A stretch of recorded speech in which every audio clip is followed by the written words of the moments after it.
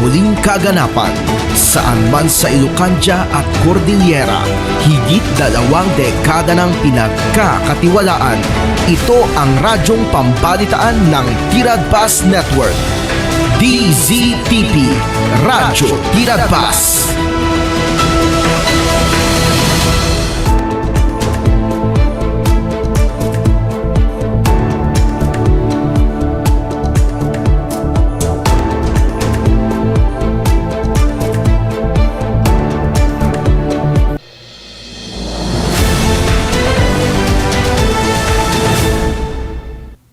Araw ng Huwebes, January 22, narito ang mga balitang aming tinutukan sa North Central ngayon.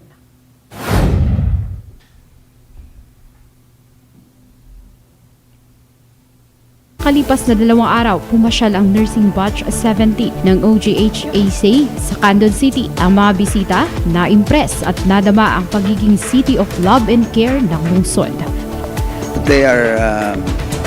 They like our presentation, and that is the development of Candon, and at least I think they appreciate what the livable.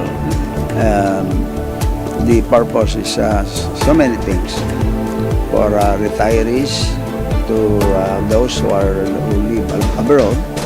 They will think of coming back to Candon to retire.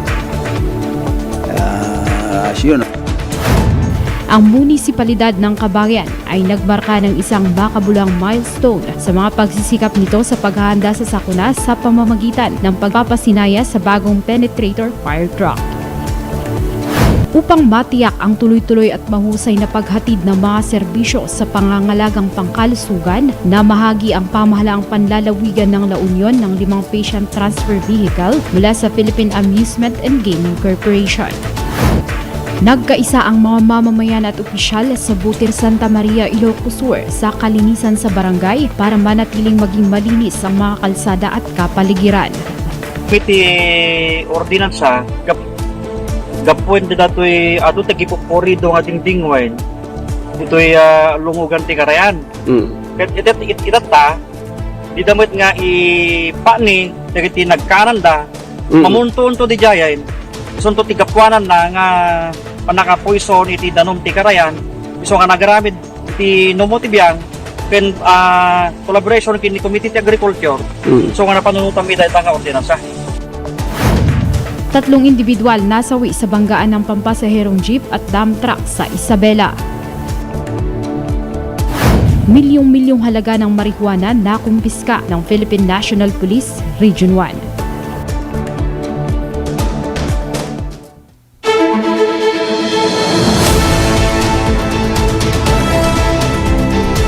Mula sa News Headquarters ng BPN, ito ang North Central ngayon. Sa ating pinakaunang balita ngayong hapon, sa nakalipas na 2 araw, pumasyal ang nursing batch 70 ng OGH-AC sa Candon City. Ang mga bisita na-impress at nadama ang pagiging City of Love and Care ng lungsod. Yan ang balitang ating alamin mula kay Nico Valdez.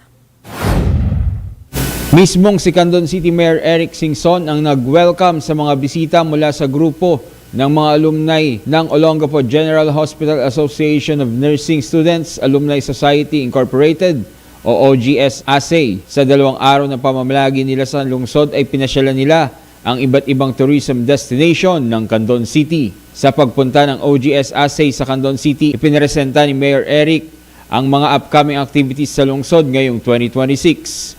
Masaya naman ito dahil much appreciated ng mga bisita ang pagprogreso ng lungsod ng Candon. I'm glad that they like our presentation, and that is the development of Candon, and at least I think they appreciate what we are doing. Sa kanyang presentation, nasabi ni Mayor Singson na pwedeng magretiro at mamuhay sa Candon City.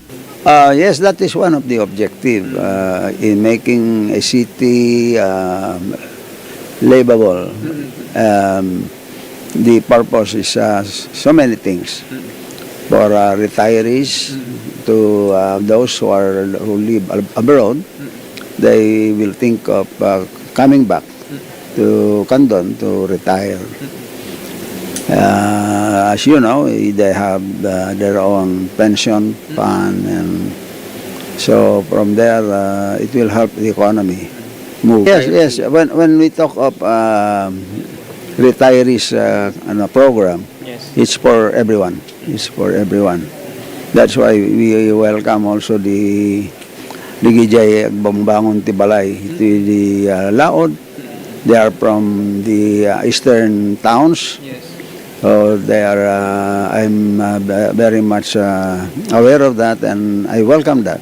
I always inform the mayors na Candon is for everyone. Kinilala naman ni Russell Abaya, presidente ng Alumni Association Batch 70 ng OGS-ASE ang mga developments na itinatamasa ngayon ng lungsod. Si Mr. Abaya ay isang proud Candonian. The progress in Candon is 100%, a lot better. But I'm here every year anyway. I've been here since September, so I know the progress of Candon. Always be proud to be a Candonian right now. Yes, for having a good leader, a good good thinker, and you know how it is now. It's 200% better than before. Yeah. Sa ikalawang araw naman nila sa lungsod ay nagtungo sila sa mga pinagmamalaking tourism destination ng Candon City, gaya ng Candon City Eco Park, Candon City Aquarium and Children's Park, at nagtanghal din ang mga mentors at students ng MDS Heritage Music Foundation na bahagi ng Candon City Music Program. Na-impress naman sina Virginia Castillejo at Dr. Repuya sa mga nakita at napanood nila. Nangako rin sila na babalik ulit sa Candon City. Ohio kami. Ang masasabi ko lang, wow! W-O-W. Wonderful. I'm so proud of everybody. And you know what? We'll come back. Okay? Thank you very much. Oh, it was wonderful. It's really a wonderful place to stay and to visit. Yes. Pakaganda, napakabait ng mayor. I don't know how to say it. It's wonderful. Very thankful po kami kay Mayor at saka ang classmate namin si Russell, who was our head of this reunion. Yes, thank you very much, Mayor Eric Singson, for your accommodation for everybody. Yes, everybody is just so, thankful for all these good things that Mayor Eric Singson gave us. Yeah. Napakaganda, hindi namin mababayaran ang welcome niya sa aming class. We never thought that it's gonna happen this way. Yeah. Coming back here. Oh, we should be. We were planning again to come back. Yes. Sometime we're old already, but we wanted to come again.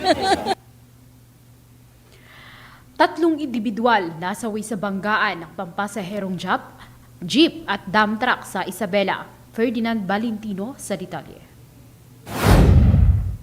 Nasawi ang tatlong individual matapos masangkot sa banggaan ng pampasaherong jeep at drum truck sa barangay Mambabanga, Luna, Isabela kahapon, January 21, 2026. Kinilala ang driver ng dump truck na si alias Robin mula Villa Concepcion, Cauayan City, habang si alias Iko, residente ng Kabatuan, Isabela, ang driver ng pampasaherong jeep. Samantala, kinumpirma ni Major Jonathan Ramos, hepe ng Luna Municipal Police Station, na tatlo sa mga pasahero ng jeep ang dead on arrival, sina alias Junior, isang 19 anyos na estudyante mula Barangay del Pilar, Kabatuan, Isabela. 61 anyos na residente ng Barangay Harana, Luna, Isabela, at si alias JP na residente ng Barangay Sampaloc, Kabatuan, Isabela. 8 naman ang nagtamo ng malalang injury sa katawan at kasalukuyang nasa iba't ibang hospital sa lungsod ng Cauayan. Sa report ng pulisya, papuntang Cauayan City ang jeep at kasunod nitong motorsiklo na nadamay sa aksidente, habang papuntang Kabatuan naman ang dump truck. Ayon kay Ramos na nagpreno umano ang dump truck at dahil maulan at madulas ang daan, umagaw ito ng linya. Dahil dito, nabanggan nito ang kasalungat na jeep habang tumama naman ang motor sa likuran ng jeep. Samantala, nasa kustodiya na ngayon ng Luna Police Station si alias Robin at inaayos na ang mga kasong reckless imprudence resulting in multiple homicide, multiple physical injuries at damage to properties na posibleng isampa sa kanya. Upang matiyak ang tuloy-tuloy at mahusay na paghatid ng mga serbisyo sa pangangalagang pangkalusugan, namahagi ang pamahalaang panlalawigan ng La Union ng 5 patient transfer vehicle mula Philippine Amusement and Gaming Corporation. Pierre Astudillo sa detalye. Nagbigay ang Provincial Government of La Union o PGLU ng 5 Patient Transport Vehicles o PTVs na natanggap mula sa Philippine Amusement and Gaming Corporation o PAGCOR sa mga district hospital at Provincial Disaster Risk Reduction and Management Office o PDRRMO na pinangunahan ni Governor Mario Eduardo C. Ortega kasama si PAGCOR Director Jose Maria Pepe C. Ortega. Ang mga sasakyang ito ay naibigay sa Rosario District Hospital, Bacnotan District Hospital, Balawan District Hospital, Nagilian District Hospital at sa PDRRMO. Kasabay nito ang stretcher, medical kit at oxygen tank upang matiyak ang ligtas na transportasyon ng mga pasyente. Ayon sa PGLU, malaking tulong ang PTV na ito para mas mapabuti at mapabilis ang paghahatid ng serbisyong pangkalusugan sa mga mamamayan ng La Union. Nagpasalamat naman si Governor Roque Ablan Sr. Mario at ang Chief of District Hospital sa PAGCOR at ang Chief of District Hospital sa PAGCOR para sa probinsyang ito. Milyong-milyong halaga ng marijuana na kumpiska ng Philippine National Police Region 1. Alamin natin yan sa detalye ni Zen Marianas. Nakumpiska ng Philippine National Police Region 1 ang nasa mahigit kalahating milyon na fully grown marijuana at 211,795 na seedlings at nasa 156,000 na gramo ng napatuyong marijuana na may tinatayang kabuuang halaga na 143,811,000. Ang operasyon ay nagsimula noong January 15 hanggang January 20 sa pangunguna ni PRO1 Provincial Drug Enforcement Unit Ilocos Sur, Sugpon MPS, RMFB1, 1st ISP-MFC, 2nd ISP-MFC at iba pa tulad ng PIDEA RO1 RSET, PIDEA RO1 INPO, PIDEA RO1 ISPO, 1st ISP-MFC, 101st, 102nd at 103rd maneuver companies ng RMFB1, PIDMU at 1st LUPMFC at iba pa. Isinagawa ang operasyon sa mga bulubundukin ng Sugpon, Ilocos Sur at Kibungan, Benguet. Kaugnay nito, binigyang diin ni Police Brigadier General Dindo R. Reyes, Regional Director ng PRO1, ang kahalagahan ng operasyon para sa seguridad ng rehiyon laban sa ilegal na droga. Ayon sa kanya, hindi sapat ang 5 araw na operasyon dahil magsisilbi itong pundasyon at dominasyon sa lugar na sinasabing no man's land ng mga sindikato. Abangan sa pagbabalik ng North Central ngayon. Nagkaisa ang mga mamamayan at opisyal sa Butir Santa Maria, Ilocos Sur sa kalinisan sa barangay para manatiling maging malinis ang mga kalsada at kapaligiran.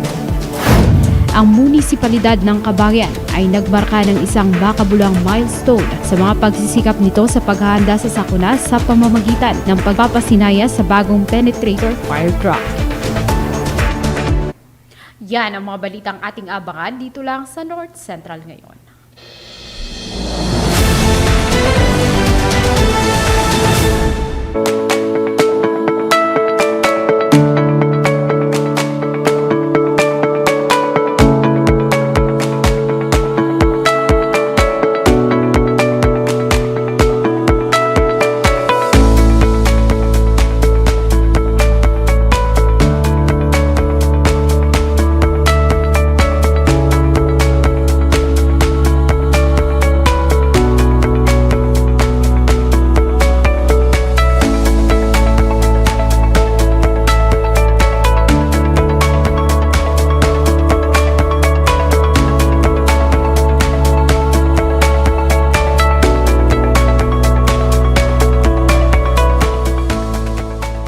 Lernal Auto Supply, Furnitures and General Merchandising, aglaku itinalaga ken dekalidad a piyasa dagitilugan kas kumaiti Toyota, Isuzu, Mitsubishi, Mazda. Puso ken Jeep, aglaku na pa iti aming klase ti baterya kas kumaiti Motolite, Electron, Stallion ken Inner Strength. Ada pa'y pilit a Goodyear, Gaha, India, Thailand ken China Tires. Agraman iti interiors da. Ada pa'y mulye ken radiator. Gumatangan pa iti motorcycle parts ken electrical parts at dapay aparador, stante, divider, stroller, double beds ken monoblock chairs at dapay piyesa ti Yanmar ken Kubuta ken appliances. Masarakan iti main store Waigdaya, Quezon City 077-254-0115. Lerner Branch, San Jose 077-254-0067. Santa Cruz Branch 077-302-0705. Ken Lernal Bodega San Juan, Candon 077-254-0085. Lernal Auto Supply, Furnitures and General Merchandising, kukwa kanimat matunan da Nelson ken Lerma Chua ken dagiti annakda.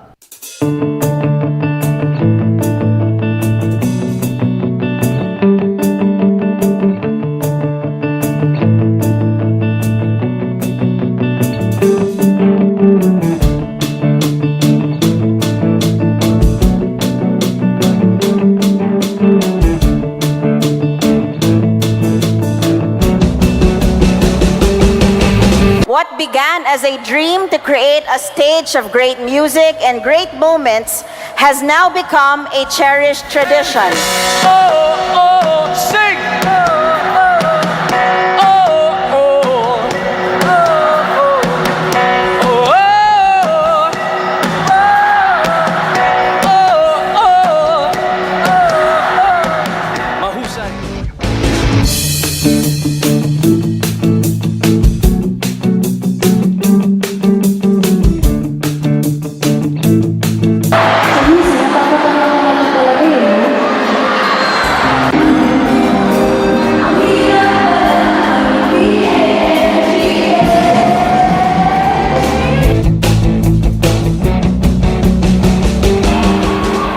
Kung pwede lang, kung kaya lang, kung akin ang mundo.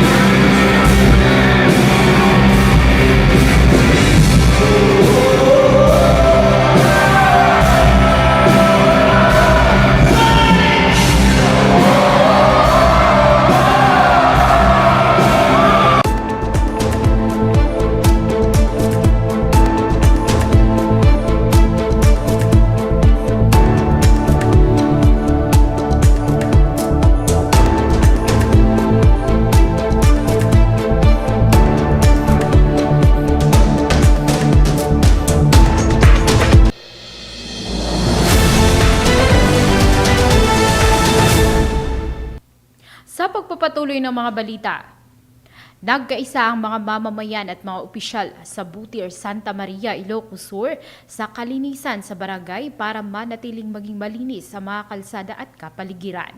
RJ Gakusan sa detalye. Para manatiling maging malinis ang mga kalsada at kapaligiran, nagkaisa ang mga bumarangay at mga opisyal nito sa Barangay Kalinisan sa Barangay Butir, Santa Maria, Ilocos Sur kahapon, January 21.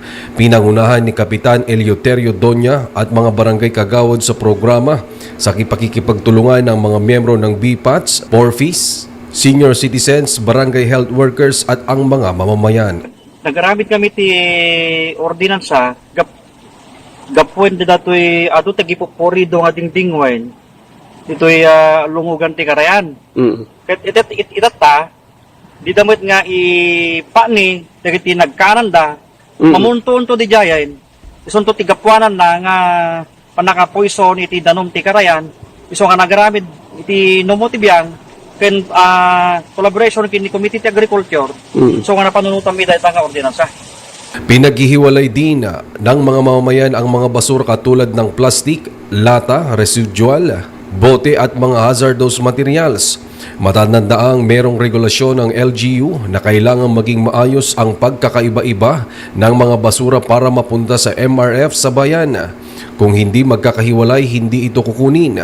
Merong ordinansa na ginawa para mapanatili na malinis ang ilog at ang regulasyon ng pagpapastol sa mga barangay sa kanilang mga alaga. Dating nga ordinansa ket na approve rin dito barangay tayo kem na ipasa matin dito sangguniang bayan. Ke under papelaon di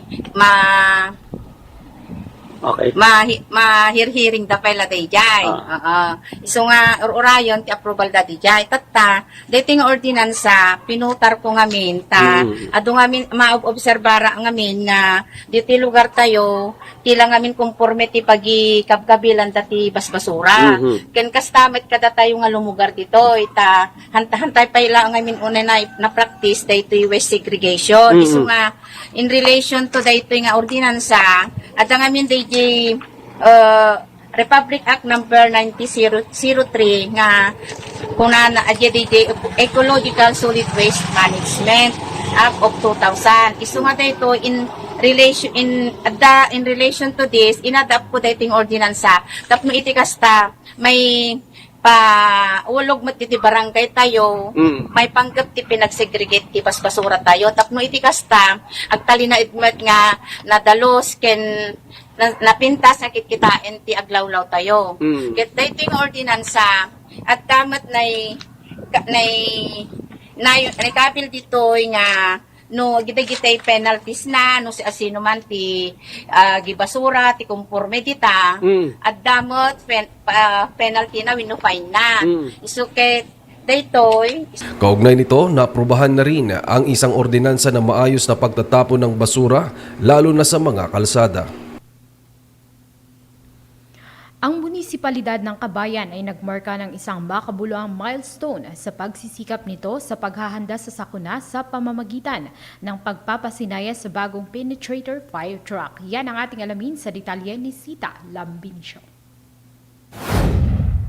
Upang mas palakasin ang emergency response at fire protection capabilities ng munisipyo ng Kabayan, pinasinayaan ang isang bagong penetrator fire truck sa Municipal Grounds Poblasyon kahapon, January 21, 2026, sa pamamagitan ng counterpart funding agreement ng Provincial Local Government of Benguet na pinamumunuan ni Gobernador Dr. Melchor Daguines Diclas at ng Municipal Local Government Unit ng Kabayan. Nakuha ang unit kung saan ang PLGU ay nagbigay ng 3 milyon at ang Kabayan LGU ay nag-ambag ng mahigit 1 milyon. Sa mensahe ni Gobernador Diclas ay binigyang diin niya ang kahalagahan ng bagong fire truck sa pagpapalakas ng disaster preparedness at emergency response, lalo na sa mga lugar na mahirap puntahan. Nagpahayag ng pasasalamat si Mayor Rex Alwin G. Akisan sa pamahalaang panlalawigan na magpapahusay sa mga serbisyong pang-emerhensya ng munisipyo ng Kabayan. Kaugnay nito, isang motorsiklo din ang itinurn over sa Bureau of Fire Protection Benguet na tutulong pa sa emergency response. Matatanda ang nakiisa sa aktibidad